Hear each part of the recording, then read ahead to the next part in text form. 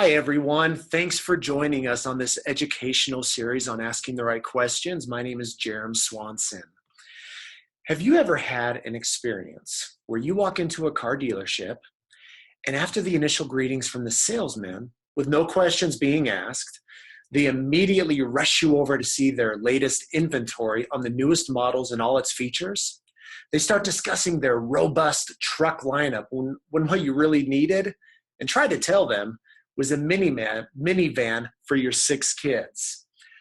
Hopefully, you haven't had an experience like that. But if you have, you know nothing is more frustrating and a waste of time than being pitched a product or service you feel has nothing to do with your needs.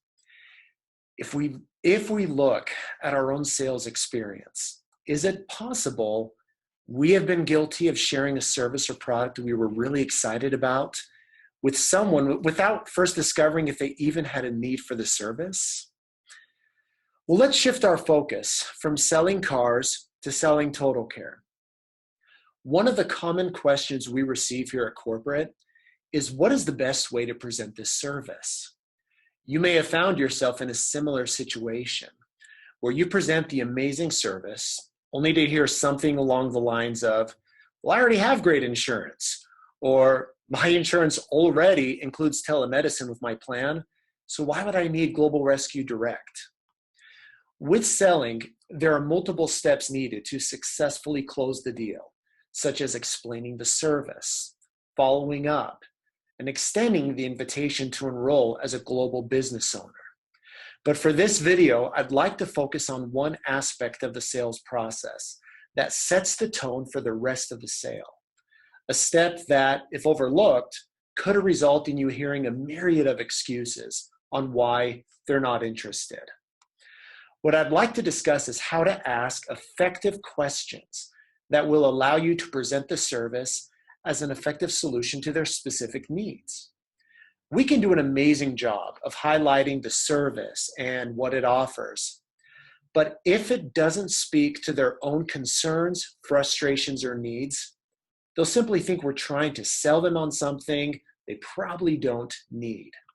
To quote Brian Tracy, approach each customer with the idea of helping him or her solve a problem or achieve a goal, not of selling a product or service. So let's discuss some ideas on what to ask in order to create the need for this service. First off, let's ask ourselves, what are people frustrated about in regards to their present healthcare circumstance? Well, for one, we know that premiums keep rising, causing further financial strain on their bank accounts. Along with higher premiums, wait times to see a doctor are also on the rise. Maybe you know someone who lives in a rural area where it's an hour drive to the office and then has to waste another hour in the waiting room. Whatever the situation is, we need to ask the types of questions that will bring out the pain and frustration so that our solution is an obvious choice for everyone's various needs. One way to do this is to start by asking more of a general question. One example could be, in regards to your family's healthcare, what are you most concerned about going into next year? Then, depending on how they respond, follow up with more of a specific question that gets to the root of the problem. For example, if someone tells you their biggest concern is that they live in a rural area and it's over an hour drive just to see their primary care provider, I may follow up with asking something like, well, what's been your solution in the past when an urgent care visit was needed after the office was closed? Most likely, they'll have had an unpleasant experience trying to see a doctor after standard office hours.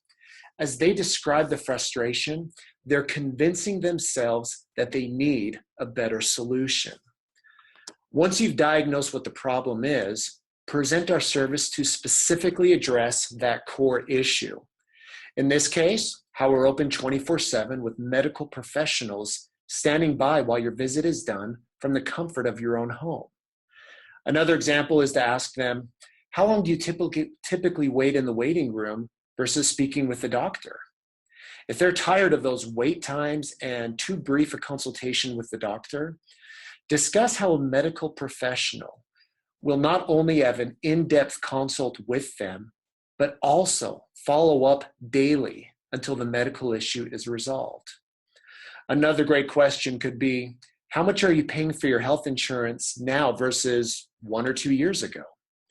If they then discuss higher monthly premiums, you can pivot our service as a supplement to their insurance so that they can reduce their insurance to a lower tier, possibly saving them hundreds of dollars a month. Or to sum all of this up, don't sell Total Care, but sell what Total Care can do. Whenever I've done sales in the past, I've always performed my own effectiveness test called the So What test. I picture myself presenting in front of the person, and I imagine that after discussing the service, they simply say to me, "So what?" If I don't have an effective response to answer that question or need, then I know I haven't done my job. I would invite all of you to do the same thing. Ask yourself if a potential member has bridged the gap between Total Care and their needs.